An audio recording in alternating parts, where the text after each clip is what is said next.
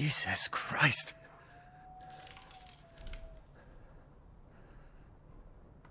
What the hell is wrong with this place?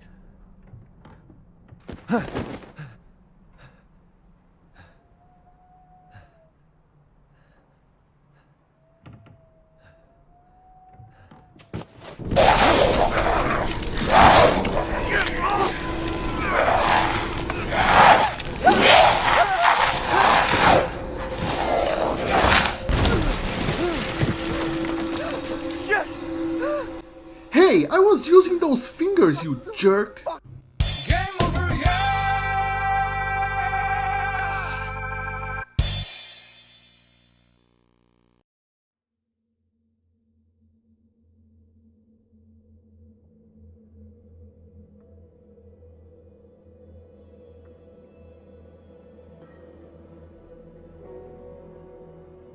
Okay, let me get this straight out of the way. You want my opinion on Resident Evil Village? My opinion is that it is great. It's worth the price of admission and I really enjoyed it. I say all of this straight out of the gate because the next 10 to 20 minutes will just be me praising the game non-stop. I look at my notes and they are all straight up garbage notes. They are mostly stuff like good graphics, good guns, cool puzzles, nice setting. It's just all praises because I just couldn't think of anything better to say while playing it. It is, honestly, in my opinion, a great game, but just hearing endless praise is not particularly interesting, so I honestly can't blame you if you want to tap out at this point. There are a few points that I don't think most people cared about or noticed that I personally did, so hey, if you want to stick around, there might be something interesting to learn after all. But fair warning, there will be light spoilers all the way to the end of the game in this review. I won't spoil anything that happens story-wise, but there's a few gameplay twists that I want to talk about in a vague way, so if you want to go in clean, you might as well play the game before you watch this video. So you can go play it, and hey, don't worry if you don't have the cash right now, you can just wait for the next sale and come back in a few months. This video isn't going anywhere. Okay, so are you comfortable? Alright, let's begin. Resident Evil Village opens up with protagonist of Resident Evil 7, Ethan Winters, having retired from all of the horrors of monsters and stuff and just trying to live a normal life until Chris motherfucking Redfield fucking drive-bys his wife like it's nothing, and then he kidnaps him and his baby daughter. Why? Mysterious reasons, because Chris now wears all black and he is a mysterious man of mystery. Well, things go awry when Ethan wakes up completely wrecked, and the van he was in is also completely wrecked, and he wakes up in the outskirts of this quaint little village that turns out to have kind of a big werewolf problem. So now it's up to him to pick up guns and shoot people in order to figure out why Chris murdered his wife and hopefully recover his baby daughter.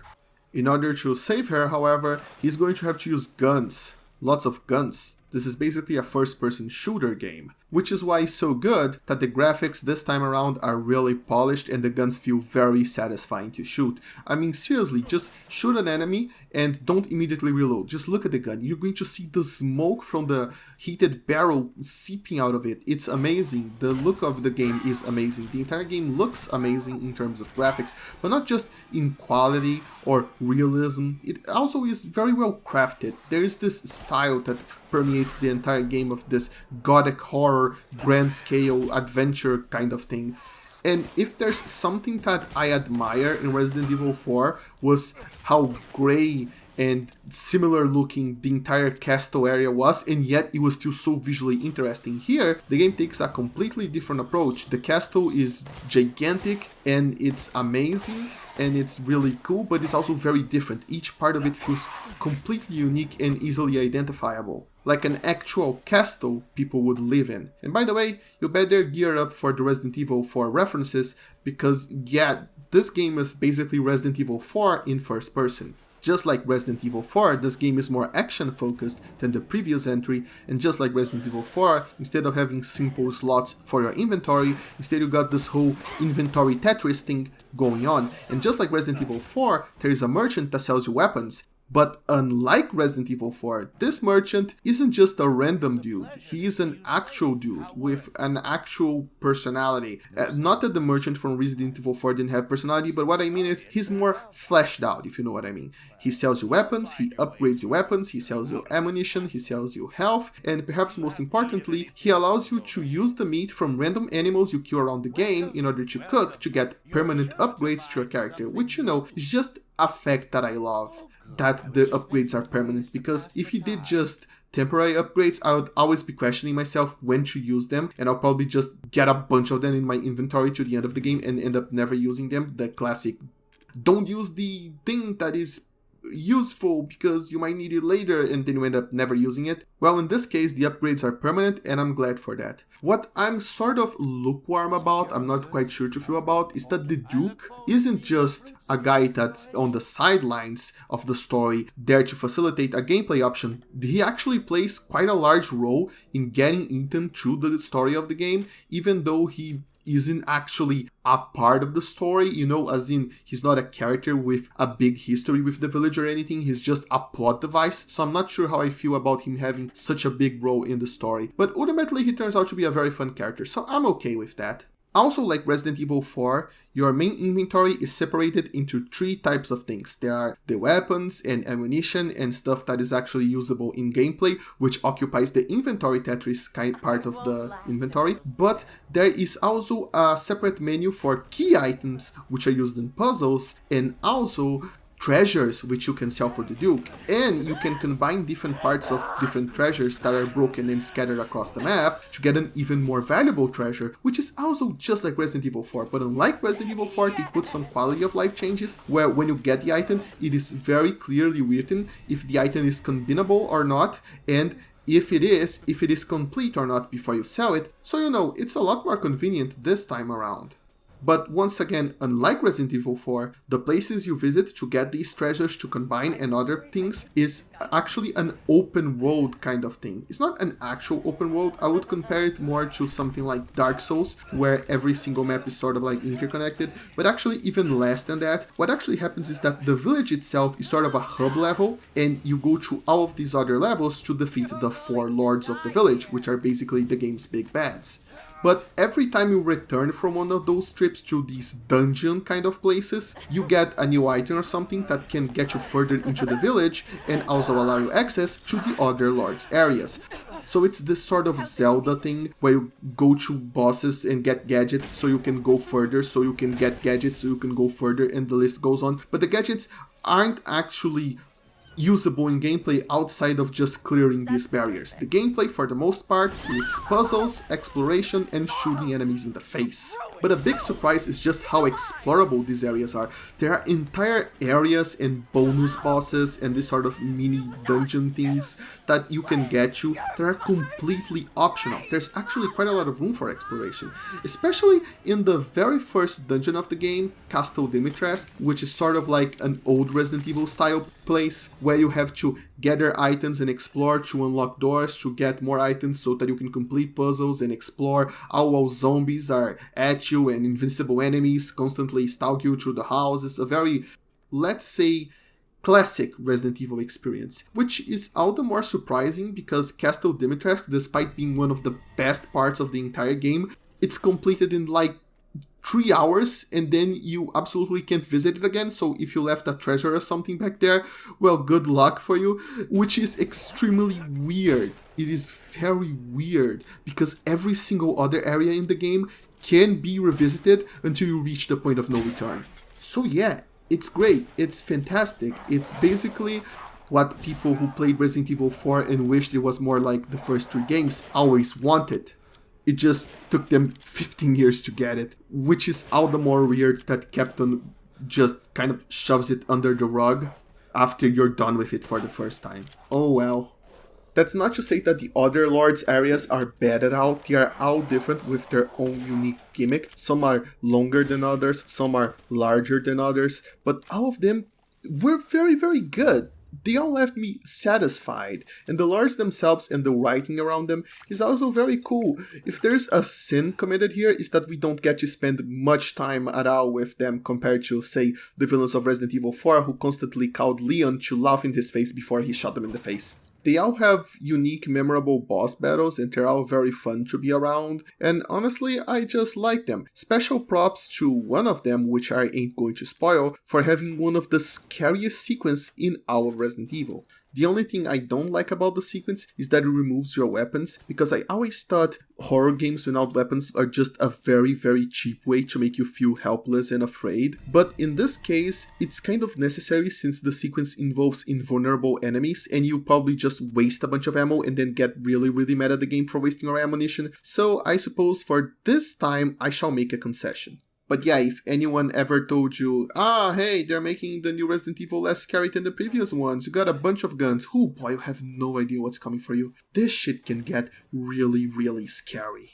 But anyway, it greatly helps the game that each of the bosses are very, very memorable, not just the 4 lords, but also other bosses and mini-bosses aside from them, including the very final boss. People who got mad at Resident Evil 7 for suddenly shitting the bed at the very end and giving you basically a quick time event for a final boss are going to be very satisfied with this game. Honestly, that's what makes it so hard to talk about this game without making it feel like I was paid by Capcom. Every single problem I had with Resident Evil 7 is fixed in this game, and every single thing, most things that I loved about Resident Evil 4 are brought back in this game. It's just the perfect mix. Come on. Damn it. So, in order to sort of bring things to an equilibrium, or basically just an attempt to do it that I know is going to fail, let me do a little bit of nitpicking in order to explain what I just straight up didn't like about the game.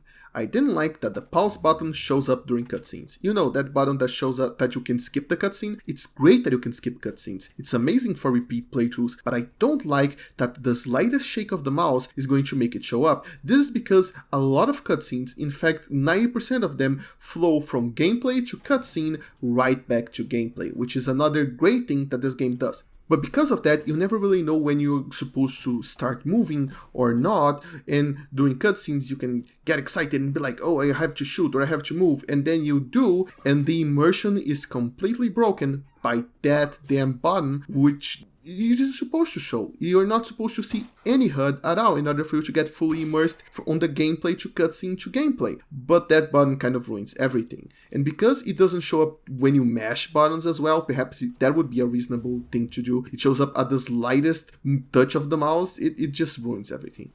For me, it just ruins this little immersion factor. My second thing that I want to nitpick is that the inventory management is basically non-existent. I never had to do some hardcore inventory Tetris like I had to do in Resident Evil 4. In fact, I'm going to see if I can plaster on the screen right now a screenshot of some good old inventory Tetris that I did in my recent run of Resident Evil 4, and that just doesn't exist in this game.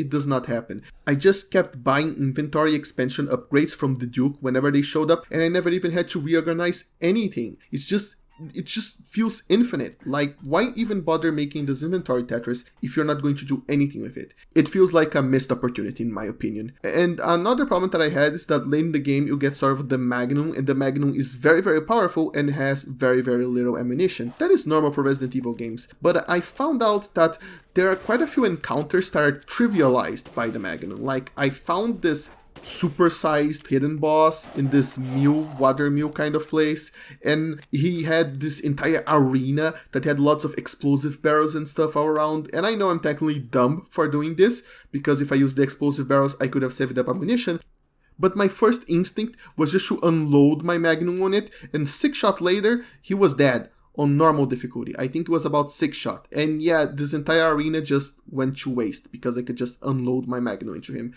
Naturally, this isn't going to work for a lot of bosses and you probably want to save your ammunition, but you know, the Magnum is OP. Damn it. I think that's just kind of normal for Resident Evil, really. And my last point is that I'm not a big performance guy. I don't go around talking about FPS and ray tracing and stuff a lot of the time, but I did have some weird performance issues that you might have noticed at the very beginning of this video, in which there are a few places where the game stuttered, and it was incredibly weird because it wasn't just when it was intense, I could go through an area where nothing was happening and the FPS would drop, and then I could go back to the same area and the FPS would be 60 frames per second, no problem. And I have no idea what causes this. But here's a weird thing. If you go to the menu and you choose a graphics preset on PC, you can choose the max preset or the ray tracing preset. At the beginning of the game, I chose the ray tracing preset, and then I upped other features as far as I could, and during that part, I kept getting the stuttering. Then I went back and I picked max preset, which told me I would need an insane amount of VRAM. It told me I would need 12 gigabytes of VRAM, and as you might know, I only have 8 gigabytes of VRAM. Maybe you didn't know that. And yet, despite blowing the VRAM requirement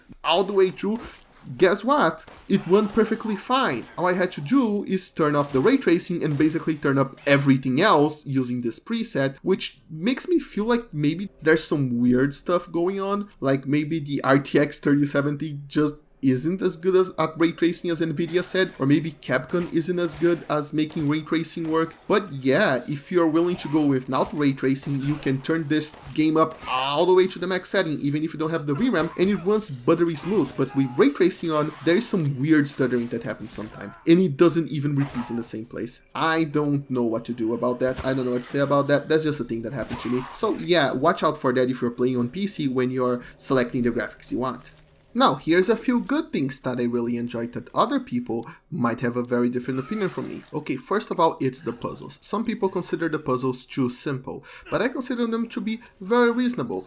When it comes to puzzles, I have a different rule compared to other people. There are puzzle games which are focused entirely on puzzles, and if the puzzles are too easy or such, it can be disappointing. But when you have a game that is built around these puzzles, that is of a gameplay variety, that is completely different from the puzzles, when you include the puzzles, it's very important to keep in mind what are you trying to accomplish with these puzzles. I often find that if a puzzle is too hard, it can end up breaking the flow of the game. It can end up taking a lot of time for you to go back to the game, and if you really enjoy the gameplay like I enjoy in this game, you might get stressed out and just look a walkthrough to complete the puzzle. And if you look at a guide what you have to do to complete a puzzle, well, that is completely breaks the purpose of putting a puzzle for the player to solve in the first place. So the fact that the puzzles in this game are not too hard, that's amazing, even though there is one puzzle that got so many people stuck on it that walkthroughs have a dedicated section about how to solve it. And the puzzle is not really particularly clever, it just falls into a category of puzzle that I find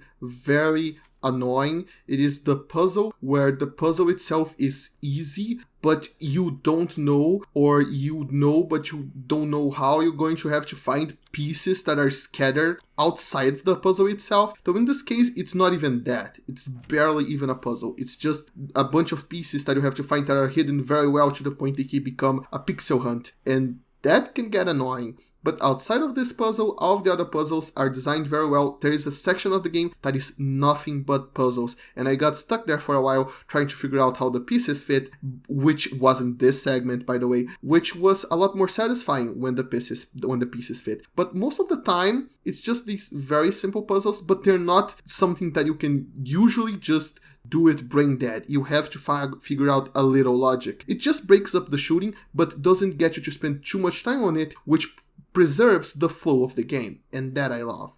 Now, the second thing that I think most people don't really care about, it's one of those weird things that only I care about, and it is the fact that there's a lot of survival horror games, or just games that are not survival horror, but are reliant on you conserving ammunition or resources, and sometimes when you reach the end of these games, there's like a segment where you go completely nuts, and you don't have to worry more about ammunition and such, and you're like, yeah, it's time to break out, and you just feel relief. Because that most of the game is over, now it's part for your reward. And here's some very light spoilers. This happens at the end of this game. You get super powered and you start shooting everything and it feels amazing. But Resident Evil Village has a trick that I absolutely loved, because before the final boss battle, you get the rug pulled out from under you and you lose your superpowered form, and you have to go back to the ammunition and the resources you had before you entered this part of the game, and you have to deal with the final boss and a short stretch before the final boss in your normal resources, and just pulling the rug from me, not getting me to feel I got sort of complacent, to remove the sort of complacency that hits on so many enemies. It's just so brilliant. It's just so survival horror. It really showcases to me that the developers that are currently heading Resident Evil, even if this entry is particularly more action focused, that they still know how to pull the rug from under the player, and they still know what makes a game surprising and what makes a player relieved or not, and how to use a player's psychology against them to surprise them. And I know I just kind of ruined the surprise for everybody, but I don't think most people who didn't obsess over survival horror games like I do would notice that detail. So sorry if you wanted that, but hey, maybe that made you more excited to play the game, in which case, yeah, go play it. And finally, there's the Mercenaries mode. Back in this entry, you get to go around, you get to shoot some enemies. It's basically a series of linear levels, and once you kill a certain number of enemies, you can go to the next area, and all of the levels are the exact same levels that you already played in the normal game, but the enemies in it and the items and stuff are remixed, and you can get to choose abilities to carry with you, and you can choose the same ability multiple times to get stronger. It's very, very fun and very, very fast-paced, and I really, really like it. And what I didn't expect was for the mini-bosses to show up in it, and for them to get remixed in interesting ways, and you have to interact them with in different ways if you want to keep your combo going, which you want to keep your combo going by constantly killing enemies, because if you get your combo going, then you can get more points, and if you can get more points, you get a better rating, and with a better rating, you unlock the next level or a new ability, and it's just absolute fun. I absolutely loved it, and I ended up spending way more time in Mercenaries than I want to admit. It's a fun game mode, and once you finish the game, I definitely recommend you try it out before you move on. So that's all, folks. That was my review for Resident Evil Village. It is a good game. It is basically Resident Evil 4 in first person with some elements from classic Resident Evil. You know, it's kind of a Frankenstein of all of the elements that fans love of this franchise, from the entire franchise basically, and I just appreciate that. I know not every fan of the franchise is going to appreciate all that Resident Evil Village did. They might not like the werewolves and vampire stuff. They might prefer more classic zombies, you know, the hardcore purists. And I think that's fine. I think they are entitled to their opinion, and they can not like this game if they want. But I think most of the people that like Resident Evil and followed its growth over the years is going to enjoy Resident Evil Village. It's not like the grand finale of the franchise. It doesn't have that grand finale feel, but if they really wanted to make like the peak of the entire franchise out of this game, they could have done that with very few changes. It's just that good. I enjoyed it, and if you pick it up, I hope you enjoy it too. Well, that was it for today. See you guys in 2 to 3 weeks, I guess.